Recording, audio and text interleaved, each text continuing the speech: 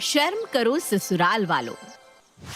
कभी देखा है आपने एक ऐसी शेफ जो वेटर की भी फैसिलिटी दे, वो भी फ्री में?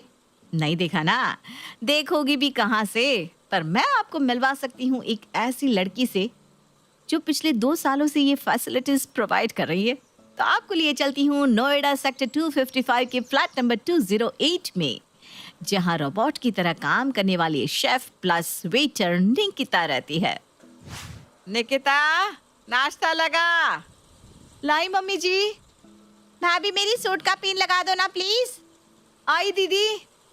मेरा टिफिन पैक किया क्या? अरे वही किचन में ही है, पैक किया है। पापा जी को दवाई देकर आती हूँ। अरे जल्दी आओ यार, प्लेट में एक रोटी डालकर चली गई तुम। नाश्ता तो पूरा कर लूँ मैं, तब जाऊंगा ना ऑफिस। ओम जय जगदीश हरे, हर हर शंभो। माला फेरना भी हो गया। और कितना जाप कर लूं, पिछले 10 मिनट से बैठी हुई हूँ। ये नहीं कि कमरे में आकर थाली पकड़वा दे। ना पूजा पाठ करती है ना कुछ। 2 रोटी बनाने में न जाने इतना वक्त कैसे लग जाता है इसे। यूं तो निकिता के 2 ही हाथ थे, पर सवेरे सवेरे 10 हाथ दिखाई देते थे और पैर में तो मानो उसके चक्के फिट हो जाते थे।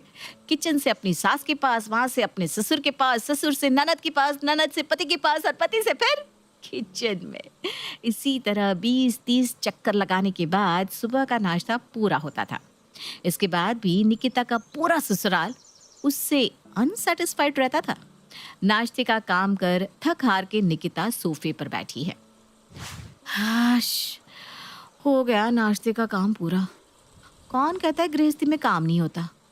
वर्किंग वुमन का अच्छा है, बाहर काम करके आओ और घर पर एक कुक रख लो, वरना ये चौका चूल्हा संभालना पड़ गया तो ना इज्जत ना आराम। 24 घंटे काम करो, संडे को भी चैन नहीं मिलता।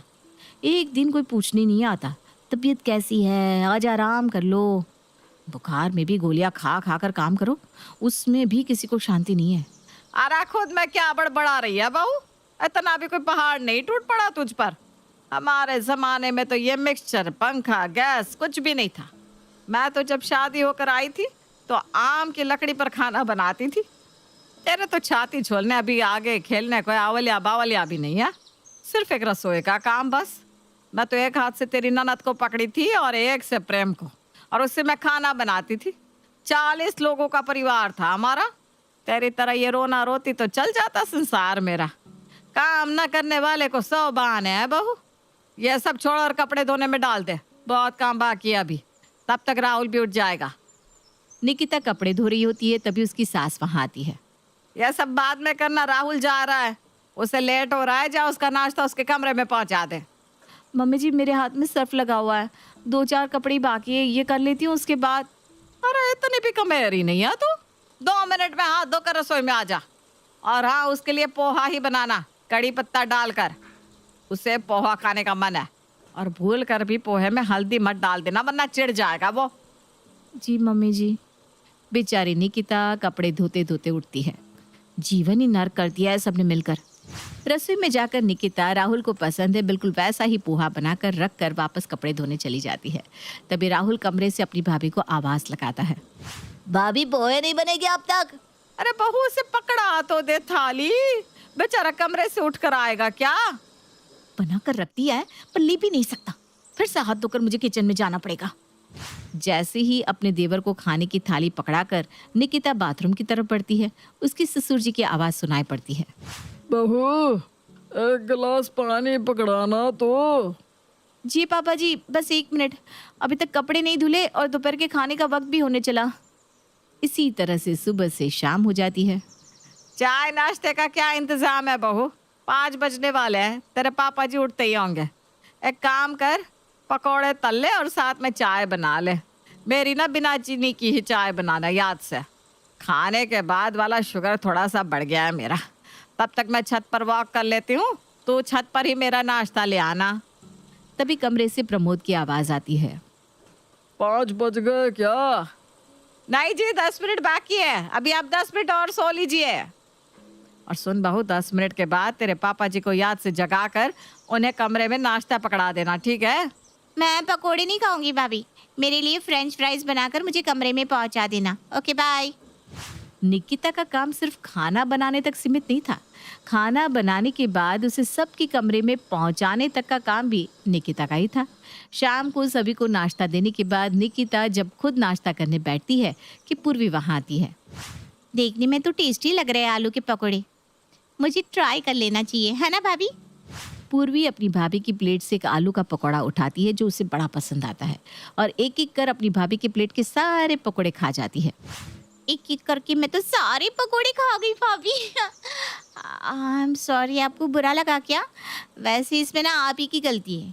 आपको मुझे पहले बताना चाहिए था कि आप इतने अच्छे पकौड़े बनाती हैं। बेकार में मैंने फ्रेंच फ्राइज खाया। अरे बेटा, इससे क्या प्रॉब्लम होगी? ये किचन से और पकौड़े ले आएगी। वो तो नहीं हो पाएगा मम्मी जी, मैंने इतने ही पकौड़े तले थे। पर कोई बात नहीं दीदी, आपने खा लिया तो इट्स ओके। कैसे इट्स ओके? अपने पति के लिए भी कभी कुछ करने की सोच लिया कर बहू। तू उसी के पीछे आई है इस घर में।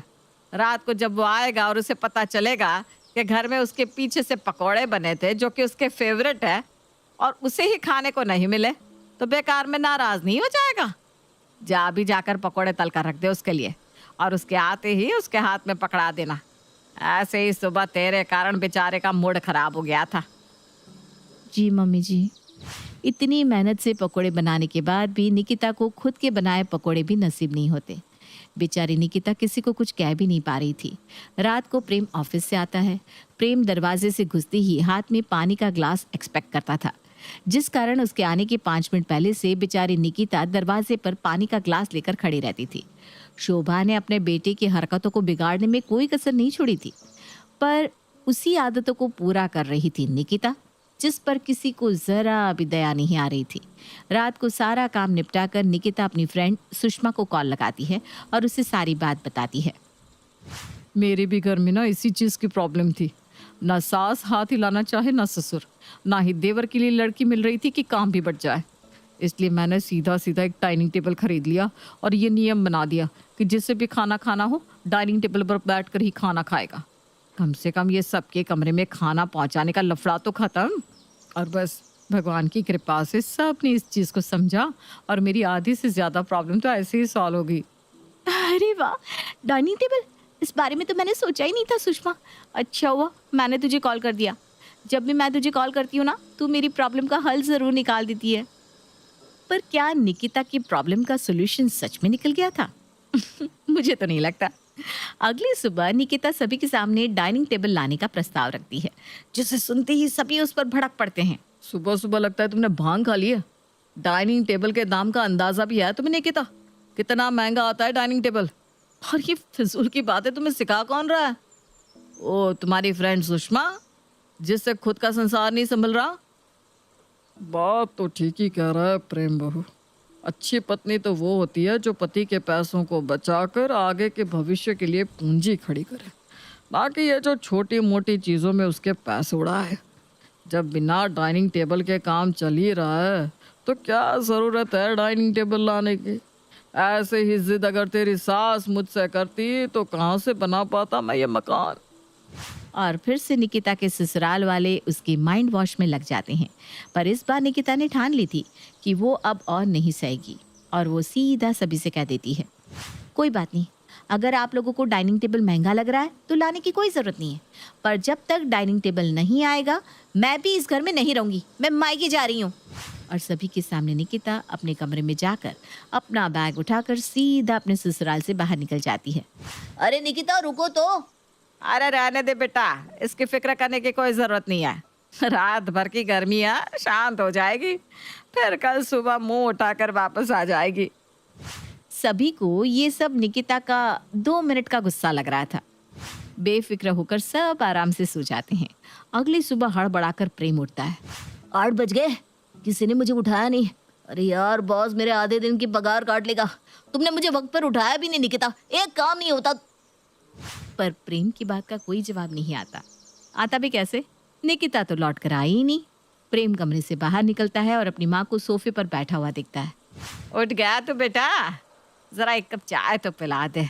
तेरी बीवी तो मायके ही जाकर बस गई। अरे उसे गर्मी है तो हम भी उसके मोहताज नहीं है, खुद कर लेंगे काम। हाँ, एक बार बात तो करनी चाहिए मम्मी, वरना सारा काम हम पर आ जाएगा। और वैसे भी मैं ऑफिस में लेट हो चुका हूँ और ये खाना वाना, मैं कैसे काम में फंस गया। अरे देरी हो जाएगी मुझे। इतना शोर क्यों हो रहा है बाहर? इतनी आवाज़ के कारण मेरी भी आँख खुल गई। अगर तुम किचन में चाय बनाने जा रहे हो भैया तो मेरे लिए भी कॉफी बना देना। कहाँ चली गई भाभी? मेरा सूट कौन बनाएगा? अरे मम्मी ये सेफ्टी पिन लगा दो ना। अब ऐसी हालत में तू हमें छोड़कर जा रहा है ऑफिस? आज एक दिन छुट्टी ही ले ले बेटा। घर के हालात देखकर तो वही लग रहा है मम्मी। जाता हूँ किचन में। और पूर्वी तुझे कॉलेज जाने की कोई ज़रूरत नहीं है, वैसे भी फेल होती है तू। चल मेरे साथ किचन में आ जा। और राहुल तू दोबारा सोने मत जाना, कपड़े धोने की ड्यूटी आज तेरी है।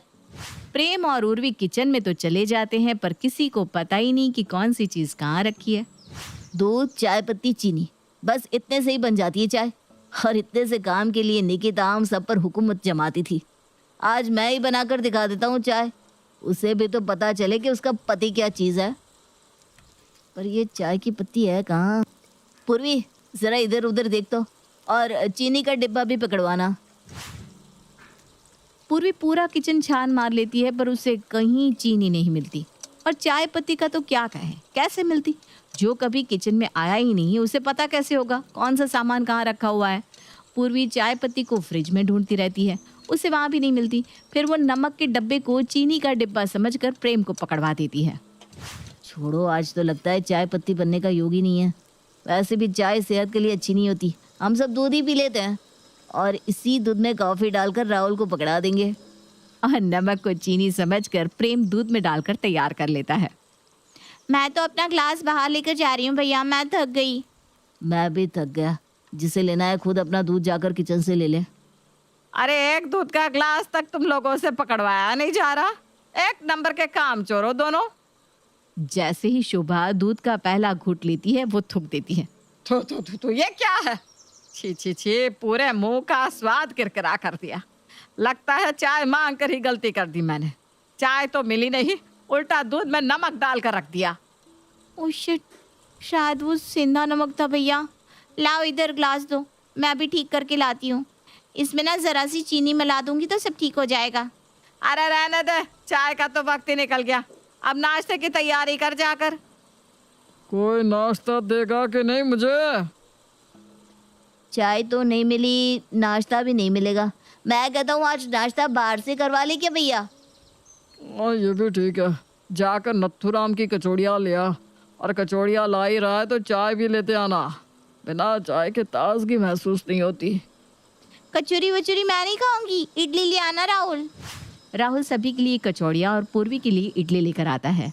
हमेशा की तरह अपनी प्लेट का खाने के बाद पूर्वी दूसरों की प्लेट में झांकने के लिए उठती है। निकिता तो उसे कभी कुछ नहीं कहती थी, पर वो जैसे ही प्रेम के प्लेट में हाथ लगाती है, प्रेम उसके हाथ पर मार देता है। गजब की भूख मरी है तू। जब राहुल ने पूछा कि तेरे लिए क्या लाना है, तब तो तूने मना कर दिया। अब मेरी कचौरी से मत खा, एक्स्ट्रा कचौड़ियाँ नहीं है हमारे पास। भूखा रहूंगा क्या मैं? भाभी ने तो कम से कम मेरे साथ ऐसा नहीं किया था भैया।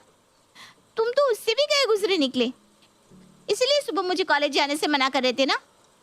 क्या मम्मी, देखो तो अपने बेटे को बोलो ना। अरे तो मैं कौन सा यहाँ आराम कर रहा हूँ? मैंने भी तो अपनी ऑफिस छोड़ी है तुम लोगों को खाना खिलाने के लिए। उसमें भी कचौरियाँ मुझे परोसनी पड़ रही है। ये नहीं कि उठकर जाकर किचन से खुद कचौड़ियाँ ले लो। सब लोग लूले लंगड़े हो ना यहाँ।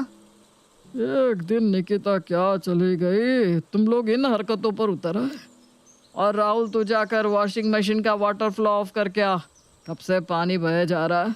ऐसे तो पूरी टंकी खाली हो जाएगी। सुबह, शाम और रात। एक दिन निकिता क्या चली गई, प्रेम को तीनों टाइम का खाना बाहर से मंगवाना पड़ा। सुबह से अभी तक में ही 6,000 लग चुके। अब फिर से एक और बिल। कितने का आया है राहुल? यही बस 4,000 का भैया। क्या 4,000 बस नहीं होते, 4,000 होते हैं बस। डिनर के 4,000? क्या सोना ले आए हो क्या तुम? रेस्टोरेंट गए थे कि जौहरी की दुकान? अरे भैया, मम्मी को मसालेदार सब्जी पसंद है, पापा को सादा, पूर्वी ऑयली खाना नहीं खाती, तुम राइस खाते हो, मैं रोटी। इतने सारे डिशेस का तो मुझे लग रहा था कि 5-6,000 लग जाएंगे। न जाने भाभी अकेले सब कैसे मैनेज करती थी ना। वही तो। अच्छा तू जा सबको खाना परोस दे। मम्मी सबको खाना डाल दो ना, मैं अभी अभी बाहर से आया हूँ। बाप रे, कैसी औलादें हैं मेरी। और ये महारानी पूर्वी कमरे में पड़ी है, कह दे उसे कि खुद आकर अपनी प्लेट लेकर जाए, कोई नौकर नहीं है उसका। यह बहू ने ही सबकी आदतें बिगाड़ रखी है, हाथ में थाली पकड़वा के। अरे जिसे जो लेना है खुद किचन में आकर ले ले, कोई नौकर नहीं है जो चल चल कर हाथ में ग्लास पकड़वाता रहेगा। बना बनाया खाना रेस्टोरेंट से आने के बाद भी प्रेम के घर में ऐसे महायुद्ध हो रहा था मानो पेड़ लगाकर उसकी लकड़ी काटकर सब खाना बनाकर खाने बैठे हो। ये सब कुछ प्रेम देख रहा था और बस एक ही दिन में सभी के होश ठिकाने आ जाते हैं और अगली सुबह मार्केट की दुकानें खुलते ही पहली चीज़ प्रेम डाइनिंग टेबल खरीदता है और अपने ससुराल जाकर निकिता को अपने साथ ले आता है। और एक ही साथ प्रेम के घर आते हैं डाइनिंग टेबल और साथ में निकिता। निकिता को देखते ही सभी खुशी से झूम उठते हैं। कहाँ चली गई थी तू बहू? अब कोई मेरी बहू को परेशान नहीं करेगा। एक बार निकिता के अपने मायके जाते ही सभी के होश ठिकाने आ जाते हैं और उस दिन के बाद से कभी भी कोई अपने कमरे में आराम से बैठकर निकिता से खाने की थाली नहीं मंगवाता। सभी एक साथ खाने की टेबल पर बैठकर खाने की आदत डाल लेते हैं।